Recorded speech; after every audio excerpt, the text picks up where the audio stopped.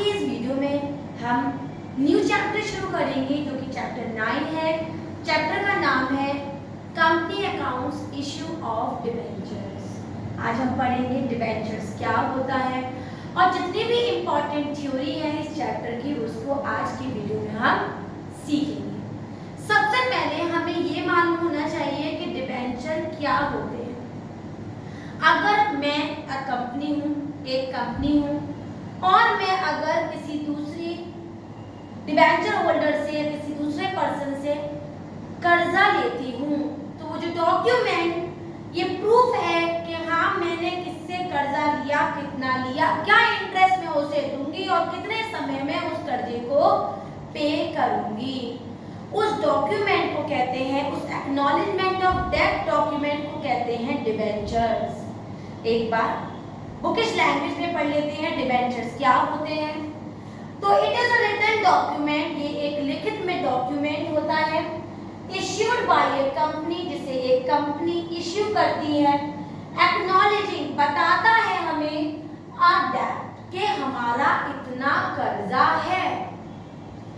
The terms of repayment and the amount of interest, मैं कब उस कर्जे का पेमेंट बैक करूंगी, कब उसको रीपे करूंगी एज अ कंपनी, और उस डिबेंचर पे, उस कर्जे पे मैं कितना रेट ऑफ इंटरेस्ट दूंगी, ये भी सब कुछ स्पेसिफाइड होता है, is specified in the document and that document is known as debenture. Clear?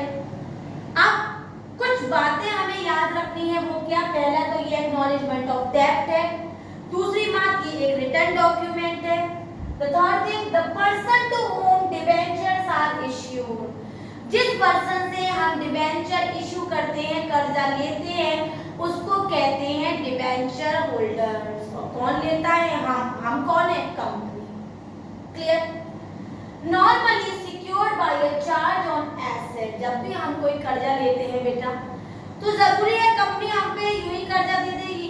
कर्जे हमारी किसी ना किसी मॉर्गेज प्रॉपर्टी, कोई एसेट पे सिक्योर्ड होते हैं कि इन फ्यूचर अगर हम पेमेंट नहीं कर पाए तो वो एसेट्स उस डिबेंचर होल्डर की हो जाती है। क्यों?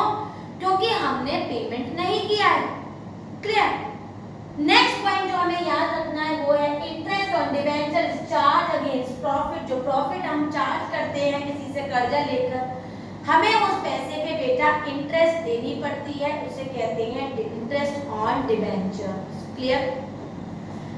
और इस पॉइंट के अलावा हमें बस एक बात और याद रखनी है कि शेयर्स में और डिबेंचर्स में बहुत अंतर होता है। शेयर्स कंपनी के अपने एसेट्स होते हैं लेकिन डिबेंचर्स कंपनी का कर्जा होता है। लेकिन हम केवल एक ही पॉइंट नहीं, 4 से 5 पॉइंट में डिबेंचर्स और शेयर्स में अंतर पढ़ेंगे और कौन कौन से टाइप्स के डिबेंचर होते हैं ये भी सीखेंगे। देखते हैं difference between shares and debentures. तो शेयर्स जो हम पढ़ चुके हैं बेटा, it is an assets of the company and the shareholders are the owners of the company. Shareholders company में अपना पैसा इन्वेस्ट करते हैं और वो कंपनी के ओनर्स माने जाते हैं। whereas debentures are the debt of the company, they are never be the owner of the company, they are the debtors of the company। debt है कंपनी का, कर्जा है कंपनी का, उसे कहते हैं debt of the company। Second point, shareholders get dividend on investment। shareholders को हमेशा अपना पैसा इन्वेस्ट करने के बदले में उन्हें क्या मिलता है? डिविडेंड। और डिबेंचर होल्डर्स को मिलता है इंटरेस्ट अपने डेट का according to the specific time, जितना टाइम उतना उसके हिसाब से interest. Clear? The third point, the shares can not be converted into debentures. हमारे ओनरशिप कभी भी हमारे कर्जे में नहीं कन्वर्ट हो सकती है। So shares can not be converted into debentures whereas the debentures can be converted into shares। अगर मैंने किसी का कर्जा नहीं दिया, बार-बार कंपनी से पैसा मांगा जा रहा है तो कंपनी ने कहा कि पैसे नहीं है, हमारी कंपनी में शेयर इन्वेस्ट कर दो तो हम आपको शेयर होल्डर बना लेंगे। तो इस तरह से एक डिबेंचर शेयर्स में कन्वर्ट हो सकता है लेकिन शेयर्स कभी भी डिबेंचर्स में कन्वर्ट नहीं हो सकते। और हमारा लास्ट पॉइंट है the share holders having the voting rights. आपको मैंने पढ़ाया था, बताया था कि इक्विटी शेयर होल्डर्स के पास वोटिंग राइट्स होते हैं, कोई भी चीज के लिए इंटरफेरेंस कर सकती है, अपना वोट दे सकती है, अपने मत को दे सकती है, अपनी बात को रख सकती है। whereas the debenture holder do not have any voting rights। In difference को याद करेंगे, कभी-कभी डिफरेंसेस आ जाते हैं तो वो हमें आना चाहिए। अब हम पढ़ेंगे what are the different types of debentures, तो एक-एक करके सारे डिबेंचर्स को देख लेते हैं। Types of debentures. Types of debentures के लिए बेटा मैं आपसे यही कहूंगी कि ये पॉइंट्स बहुत ही कम होते हैं जो हमारे एग्जाम में आते हैं, इसलिए एक जनरल रिवीजन में आपको इसके बारे में बताऊंगी, तो आप इस पर बहुत ज्यादा स्टडी ना करें, केवल मैं जो समझाती जा रही हूँ इसको जनरली रिवाइज कर लें। तो टॉपिक है टाइप्स ऑफ डिबेंचर्स। हम सिक्योरिटी पॉइंट ऑफ व्यू से पढ़ेंगे, रिडेम्पशन पॉइंट ऑफ व्यू से पढ़ेंगे, रजिस्ट्रेशन पॉइंट ऑफ व्यू से पढ़ेंगे, प्रायोरिटी पॉइंट ऑफ व्यू से पढ़ेंगे, coupon rate point of view से, और लास्ट है हमारा कन्वर्टिबिलिटी पॉइंट ऑफ व्यू। तो सब पहला टॉपिक है हमारा security point of view. Security point of view से डिबेंचर्स दो तरीके के होते हैं, secured debentures and unsecured debentures. तो बेटा जो कर्जा मैंने कुछ सेफ्टी में सिक्योरिटी में रखवा के कर्जा लिया है, मान लो एज अ कंपनी मैंने 50,000 रुपए का कर्जा लिया और 60,000 रुपीस का मैंने अपने कोई एसेट्स रखवा दिए, तो जब ऐसा कर्जा लेते हैं जिस पर हम कोई सिक्योरिटी रखवा देते हैं, अपने एसेट्स रखवा देते हैं, उसे कहते हैं सिक्योर्ड डिबेंचर्स। और अगर हम कोई सिक्योरिटी में नहीं रखवाते हैं, यूं ही कर्जा लेते हैं, तो that is known as unsecured debentures. तो सिक्योर्ड डिबेंचर जो हम कुछ मॉर्गेज में प्रॉपर्टी रखवा के कर्जा लेते हैं, that is secured debenture. When nothing is kept as security and that type of debenture is known as unsecured debentures। तो यहाँ पर हमारा कंप्लीट हो गया security point of view. Next है हमारा रिडेम्पशन पॉइंट ऑफ व्यू। तो according to the redemption point of view बेटा दो तरीके के डिबेंचर्स होते हैं, पहला redeemable debentures and other is irredeemable debentures. मान लो एज अ कंपनी मैंने कर्जा लिया 15,000 रुपए का, और कंपनी में मैंने पहले ही कह दिया भैया मैं आपका ये कर्जा तभी पे करूंगी जब मेरी कंपनी बंद होगी, जब वाइंड अप होगी, unless and until my company wind up I will never pay the payment, and that type of debenture is known as irredeemable debentures। मतलब redeemable का मतलब होता है रीपेमेंट। जब कंपनी ने जो कर्जा लिया है उसका पेमेंट तभी किया जाए उस कर्जे का जब कंपनी बंद हो रही हो, तो उसे कहते हैं irredeemable debentures। और अगर एक स्पेसिफिक टाइम के बाद 1 साल 2 साल 3 साल 4 साल 5 whatever the time is, specific time के बाद जब कोई डिबेंचर पे किया जाता है तो उसे कहते हैं रिडीमेबल डिबेंचर्स।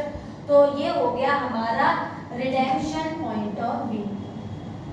नेक्स्ट पॉइंट है बेटा हमारा प्रायोरिटी पॉइंट ऑफ व्यू। मान लो एज अ कंपनी मैंने ए बंदे से भी कर्जा लिया और बी से भी। पहले मैंने ए से कर्जा लिया था फिर बी से, तो जो पहला कर्जा है मैं पे पहले करूंगी और बाद वाले का कर्जा बाद में करूंगी, तो जिसको मैं पहले पे करूंगी उसे कहते हैं फर्स्ट डिबेंचर, और जिसको मैं पहले पे करने के बाद में पे करूंगी तो उसे कहते हैं सेकंड डिबेंचर। तो इसे कहते हैं प्रायोरिटी पॉइंट ऑफ व्यू। ये तो नॉर्मल सी बात है कि बेटा अगर मैंने 10 रुपए मंडे को लिए और किसी से 20 रुपए ट्यूसडे को दिए, तो जो पहले मंडे को पेमेंट लिया है किसी से कर्जा मैं उसे पे करूंगी, और अगले दिन जो मैंने बाद में पेमेंट लिया है उसे मैं बाद में पे करूंगी। तो प्रायोरिटी पॉइंट ऑफ व्यू से first debenture and the second debenture. हमारा फोर्थ पॉइंट है रजिस्ट्रेशन पॉइंट ऑफ व्यू। अगर कंपनी के एमओए में डिबेंचर रजिस्टर्ड है, आइडेंटिफाइड है कि हाँ भैया कंपनी ने इससे कर्जा लिया, तो रजिस्टर्ड डिबेंचर कहते हैं। और अगर कंपनी के एमओए में कोई डॉक्यूमेंट में ये आइडेंटिफाइड ही नहीं है कि हमने कर्जा लिया, तो that is known as unregistered या बियरर डिबेंचर्स। क्लियर है?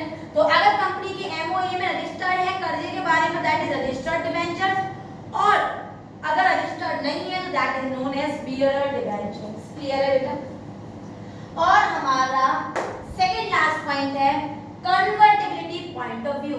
जो डिबेंचर्स इजीली शेयर्स में कन्वर्ट हो जाएं उसे कहते हैं कन्वर्टेबल डिबेंचर्स, और जो डिबेंचर्स इजीली शेयर्स में कन्वर्ट नहीं हो पाए या कभी कन्वर्ट नहीं हो सकते तो उसे कहते हैं अनकन्वर्टेबल या फिर नॉन कन्वर्टेबल डिबेंचर। जो कन्वर्ट हो जाए शेयर में कन्वर्टेबल, जो कन्वर्ट ना हो पाए that is non convertible debenture, तो उसे कहते हैं कन्वर्टेबिलिटी पॉइंट ऑफ व्यू।